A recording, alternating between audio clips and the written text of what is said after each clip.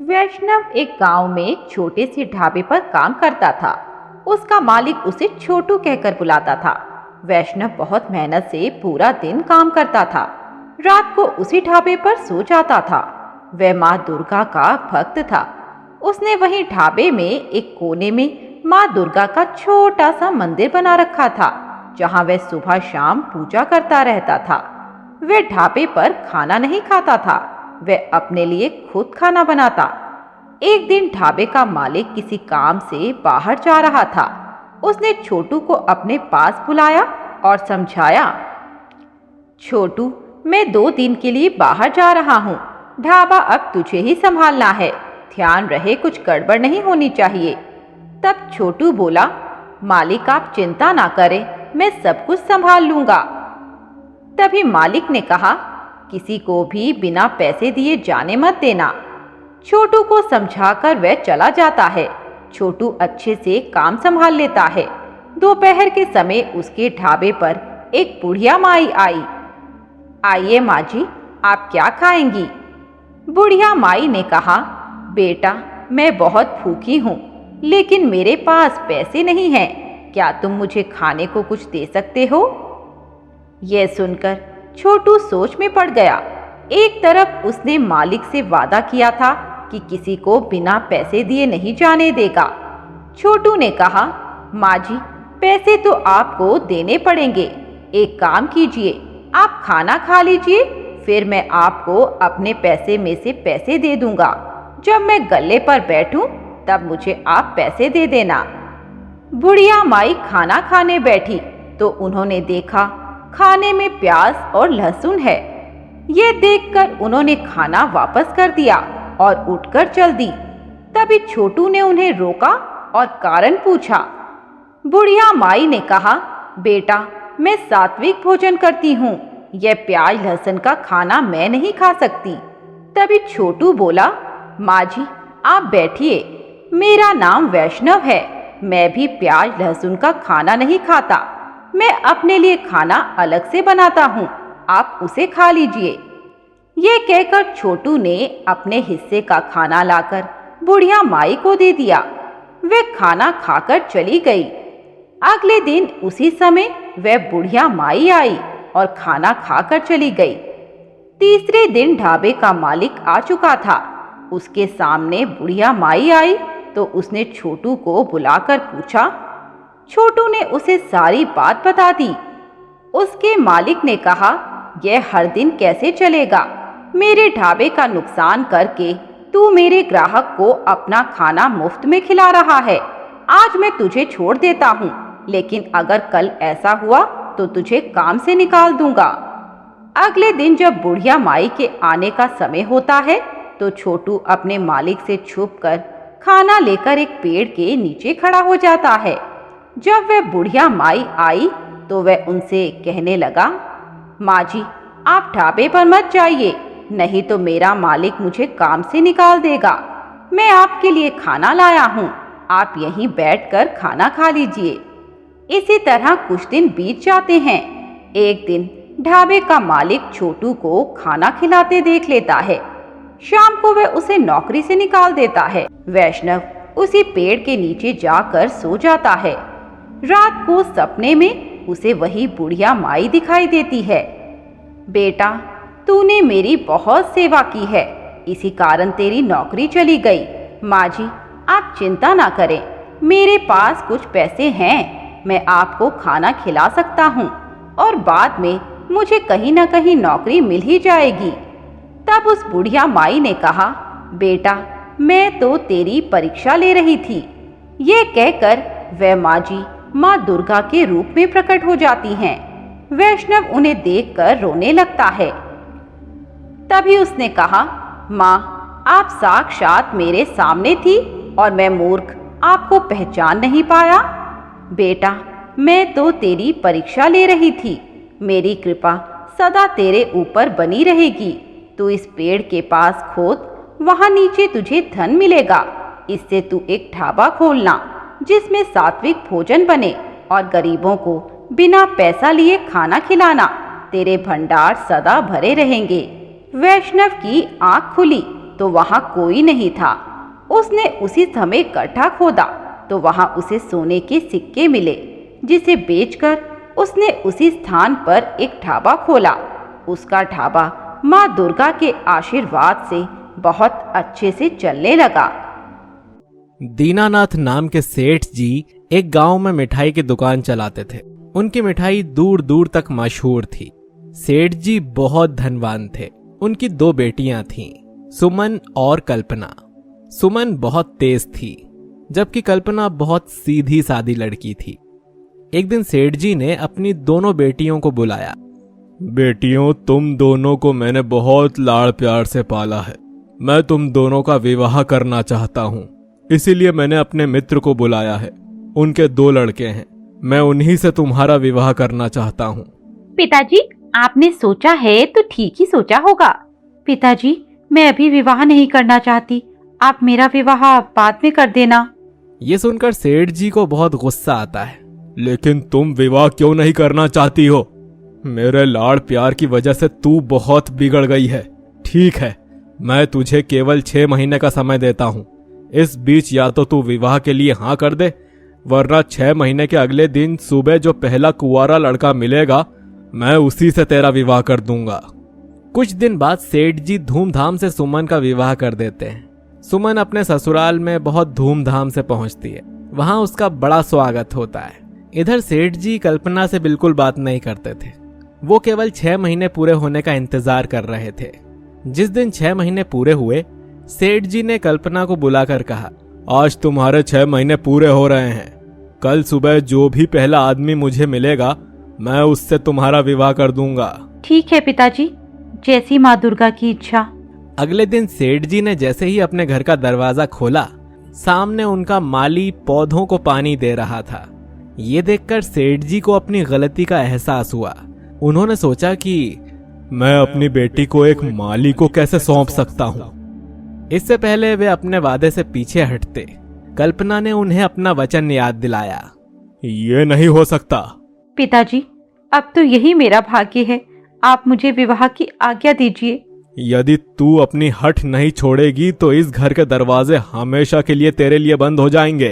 कल्पना उस माली को अपना पति मान चुकी थी और वो उससे विवाह कर लेती है और उसके साथ उसकी छोटी सी झोपड़ी में रहने लगती है। एक दिन सुमन कल्पना को बाजार में मिलती है। अरे सुनो, तुम अपने पति को मेरे घर काम के लिए भेज देना, हमारे बाग सूख रहे हैं। कैसी हो दीदी?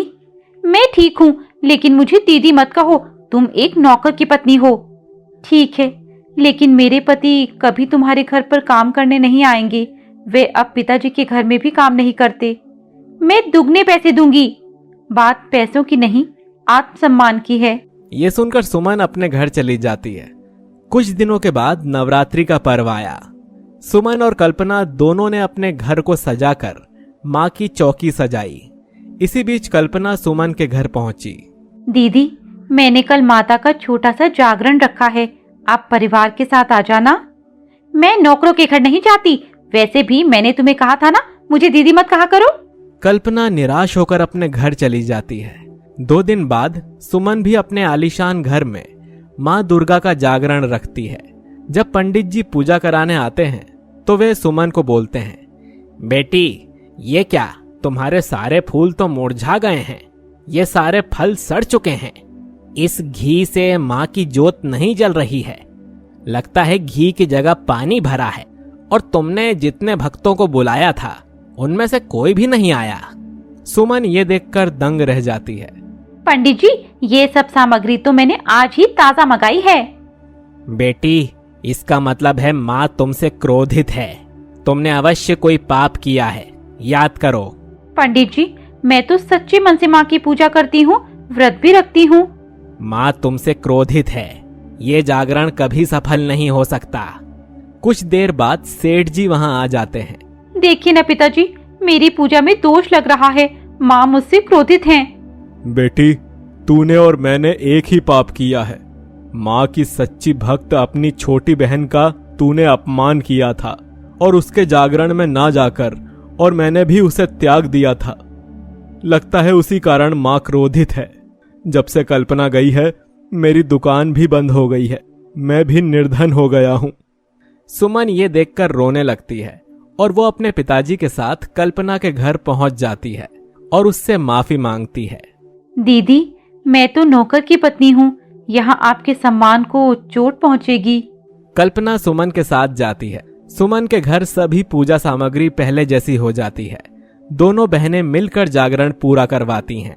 माँ की कृपा से कल्पना का घर धन धान्य से भर जाता है। एक गांव में मोहन और सपना अपने चाचा महिपाल और चाची कुसुम के साथ रहते थे। इन दोनों बच्चों के माता पिता का स्वर्गवास हो चुका था। महिपाल बच्चों को बहुत प्यार करता था, लेकिन कुसुम उनके साथ बहुत बुरा बर्ताव करती थी। एक दिन सपना घर के बाहर खेल रही थी। सपना, ओ सपना, कहाँ है तू? सारा दिन खेलती रहती है, घर का काम कौन करेगा? अभी आई चाची, घर का सारा काम तो मैंने कब से कर दिया। काम खत्म हो गया तो शाम के खाने की तैयारी कर, तेरे चाचा आते ही होंगे। तभी मोहन घर आ जाता है। क्यों रे, कहाँ घूम रहा था? कभी घर में भी बैठ जाया कर। चाची, मैं पास ही के दुर्गा माता के मंदिर में गया था। मंदिर जाने की क्या जरूरत थी? खेत में जाकर अपने चाचा का हाथ बटा लेता तो उन्हें कुछ आराम ही मिल जाता। चाची, अभी खाना खाकर चला जाऊंगा। खाना तो खत्म हो गया, अब शाम को ही मिलेगा। मोहन भूखा ही खेत पर चला जाता है। सपना को ये बात अच्छी नहीं लगती। मोहन के जाने के बाद वह अपनी चाची के पास जाती है। चाची, आपने भैया से झूठ क्यों बोला? भैया भूखे ही चले गए। तू जरा सी लड़की मुझे झूठा बता रही है। आने दे आज तेरे चाचा को, या तो इस घर में तुम रहोगे या मैं रहूंगी। शाम को मोहन और महिपाल दोनों घर आते हैं। कुसुम महिपाल से शिकायत करती है, जिससे महिपाल दोनों को घर से बाहर निकाल देता है। मोहन और सपना रोते हुए रात को गांव की सड़क पर घूम रहे थे। भैया, अब क्या होगा? हम कहाँ जाएंगे?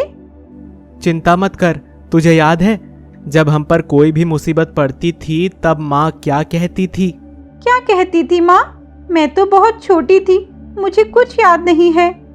माँ कहती थी माँ दुर्गा का सदा ध्यान करना चाहिए। माँ दुर्गा की शरण में रहने वालों पर कोई मुसीबत नहीं आ सकती। चल, माँ दुर्गा के मंदिर चलते हैं। ये कहकर मोहन सपना को लेकर माँ दुर्गा के मंदिर पहुंच जाता है। रात को दोनों बच्चे भूखे प्यासे वहीं मंदिर में सो जाते हैं। सुबह जब पुजारी मंदिर का दरवाजा खोलने आते हैं तो उन दोनों को जगाकर पूछते हैं। मोहन पुजारी जी को सारी बात बता देता है। बेटा, वो बात तो ठीक है, लेकिन मंदिर में कोई तुम्हें रुकने नहीं देगा। पुजारी बाबा, हमें कुछ दिन यहाँ रहने दो। माँ की कृपा हुई तो कुछ दिन में हमें कोई न कोई ठिकाना मिल ही जाएगा। एक काम करो, पीछे मेरी कुटिया है, तुम दोनों वहीं रहो। जब तुम्हें कोई ठिकाना मिल जाए तब चले जाना। मोहन और सपना पुजारी जी की कुटिया में रहने लगे। मोहन सुबह मंदिर की सफाई करने लगा और सपना माँ दुर्गा के लिए फूल मालाएं बनाने लगी।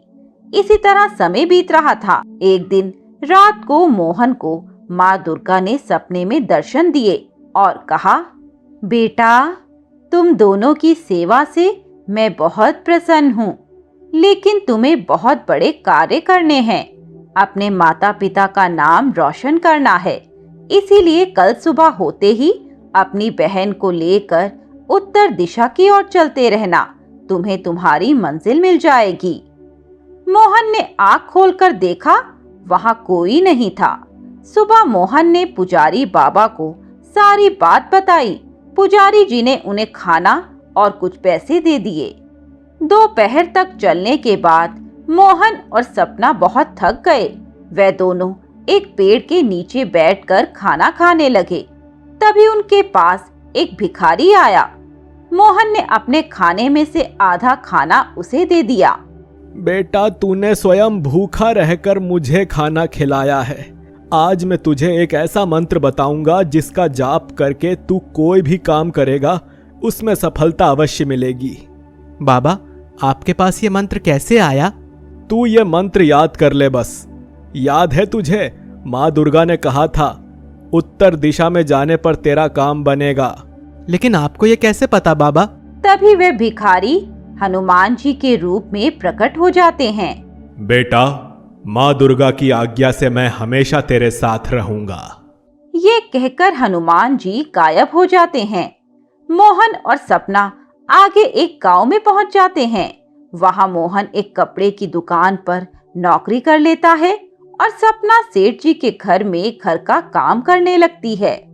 कुछ समय बाद मोहन सेठ जी से कपड़े लेकर गांव में बेचने लगता है। मोहन के कपड़े हाथों हाथ बिक जाते थे। माँ दुर्गा की कृपा से मोहन एक दुकान भी खोल लेता है और जल्द ही उसकी दुकान बहुत अच्छी चलने लगती है। दोनों भाई बहन एक बड़ा सा घर भी खरीद लेते हैं। उसी घर के सामने मोहन माँ दुर्गा का एक बड़ा सा मंदिर बनवाता है। दोनों भाई बहन मंदिर में दिन रात माँ दुर्गा की भक्ति करने लगते हैं। जय माता दी। मित्रों, आपको ये कहानी कैसी लगी हमें कमेंट बॉक्स में बताएं। साथ ही ऐसी नई नई कहानियों के लिए हमारे चैनल वैदिक मंथन को सब्सक्राइब करें।